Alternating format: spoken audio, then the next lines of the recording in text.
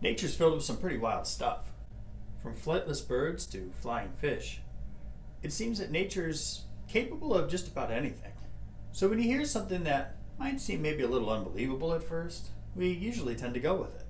The only problem? Some of those things aren't actually true. I'm Naturalist Tony, and today we're going to take a look at 4 nature misconceptions that you may have thought were true. Birds are amazing creatures. They're the only animals on Earth with feathers and some of the only ones that fly. And when it comes to getting around on land, birds have some pretty unique ways of hopping and walking around, except maybe not in the way you might think. Birds appear to be walking around with backwards legs. If you look at a heron or an egret walking around on the land, it seems to prove this, but that's not their knee, actually. It's their ankle. That's right. You see, birds' knee joint is actually tucked up inside their body where we can't see it. What we see as their lower leg is actually their foot bone below the ankle. And what we see as a foot is really just their toes. This helps explain why they're so quiet when they're walking around on land. They're walking on their tiptoes. We've all heard the saying blind as a bat, but bats aren't really blind, are they? No. This myth does kind of make sense, though. Bats do tend to fly around kind of erratically, like they don't know where they're going, and we do know that they use echolocation to hunt and navigate. Echolocation is the ability to send out sound waves to tell how close and far objects are based on how long it takes those sound waves to bounce back at them.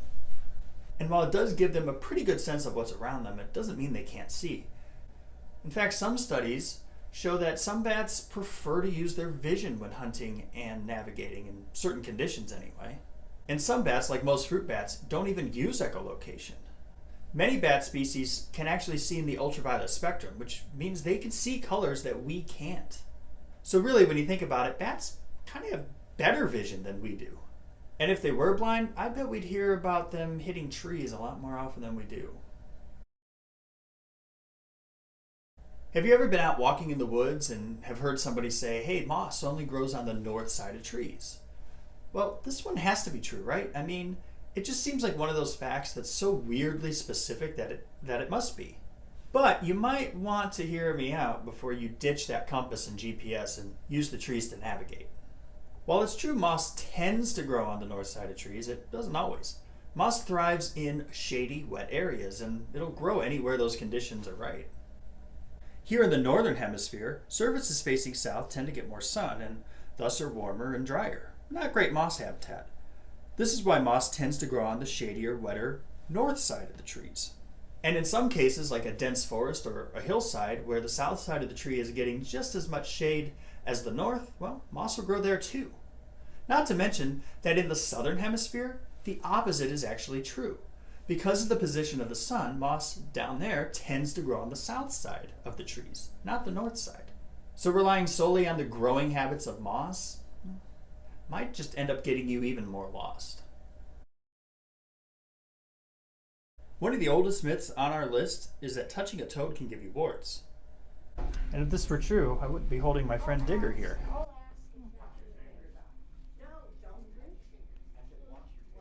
This myth's a little easier to understand, though. After all, warts are contagious. They're caused by a virus that usually finds its way into your skin through cuts and scrapes. This is why warts tend to be a little more common in children and people with weaker immune systems. And while nearly all animals are capable of getting warts, passing them from one species to another, pretty rare. So contracting warts from a toad is virtually impossible.